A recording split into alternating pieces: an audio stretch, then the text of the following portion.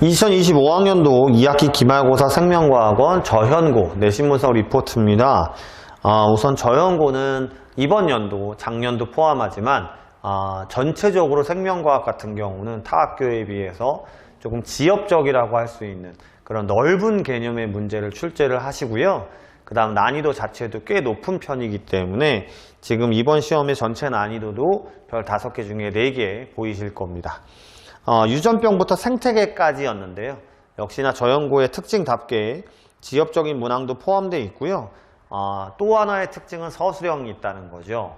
그러다 보니까 서술형을 풀이하는 데 있어서 소문항이나 이런 부분에서 문항의 배점도 높지만 시간이 많이 걸리는 이런 형태의 시험 문제를 배치하는 걸로 보여지고요. 그 다음 또 하나의 특징은 하나의 지문에 객관식 문제랑 서술형 문제가 복합적으로 나오기 때문에 그 하나의 지문의 개념이나 계산을 틀리게 될 경우는 두 문제의 점수의 하락을 나타나는 이런 특징이 있기 때문에 최소 그 한 문제 지문 하나가 객관식과 서술형까지 전체 10점이 넘어가기 때문에 하나의 실수를 가지고 점수가 크게 움직이는 이런 특징이 보여지는 시험이었다라고 생각하시면 좋을 것 같습니다. 특이사항을 보시면 객관식 20문항, 논술형이 5문항이기 때문에 문항수도 많아요. 그리고 논술형에 소문항도 있기 때문에 체감되는 문제는 훨씬 더 많았을 걸로 보여집니다.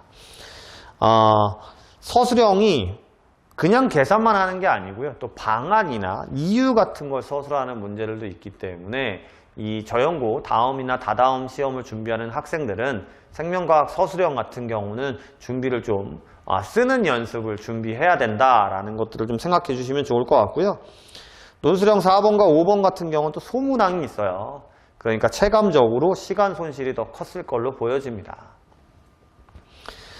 대표 문항 분석 보시면 유전병이 문항수도 많아요. 객관식 7문항, 논술형 2문항으로 배치가 되어 있고요.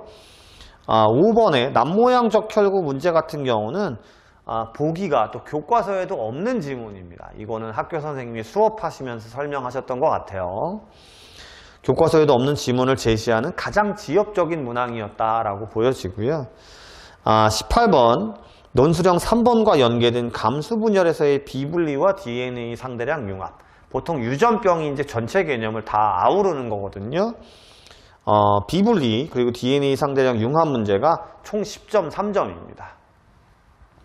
20번 문항은 논술형 5번과 연계된 가계도 비분리 문항이고요. 이 문항은 또 13.2점이에요. 해당 문항의 점수가 크다 보니까요. 아까도 말씀드렸지만 자칫 이 부분에서 실수를 하거나 계산이 어그러지면 점수 하락이 크게 나타나는 문제였습니다. 거기다가 논술형 5번 같은 경우에는 소문항에 태아의 유전자 검사 방법까지 묻는 등 굉장히 지엽적인 내용도 많았어요. 생태계 파트로 가면 조금 나아질 수는 있을 것 같습니다. 객관식 13문항, 논술형 3문항이었고요. 상대적으로 생태계 파트는 유전병 난이도가 높다 보니까 모의고사 기출 형태를 변형한, 그러니까 기출 빈도가 높은 형태의 문제들 위주로 출제를 한 걸로 보여집니다. 근데 17번에 빛의 세기라는 문제가 있거든요. 이 부분은 굉장히 지엽적인 부분이긴 해요. 여기에서는 유일하게 저현고만 올해 이 빛의 세기 양지식물, 음지식물의 문제를 출제를 했습니다. 방영구법 중요치 문제가 이게 최근 이제 고3 모의고사에서 출제율이나 난이도가 높아지고 있는 문제인데 타 학교들은 또 한 문제 정도만 출제를 했거든요. 저연고 같은 경우는 객관식 2문항, 논술형 1문항이 출제가 됐고요. 마지막 방영구법 역시 19번 객관식과 논술형 4번이 연계돼서 총 13.4점, 가장 큰 배점의 점수가 배치가 됐기 때문에 이 부분에서도 앞에 유전병 문제를 먼저 푸는 친구들이 있어요. 보통은 생태계와 유전이 같이 들어가면 생태계 파트 먼저 풀어라 라고 하는 경우가 많거든요. 근데 이 방영구법 문제도 생각보다 시간이 걸렸기 때문에 또 이 방영구법 문제를 풀다가 앞에 부분에서 실수가 있을 수도 있는, 그래서 전체적으로 문제의 난이도가 좀 높았다라고 보여지는 시험이었습니다.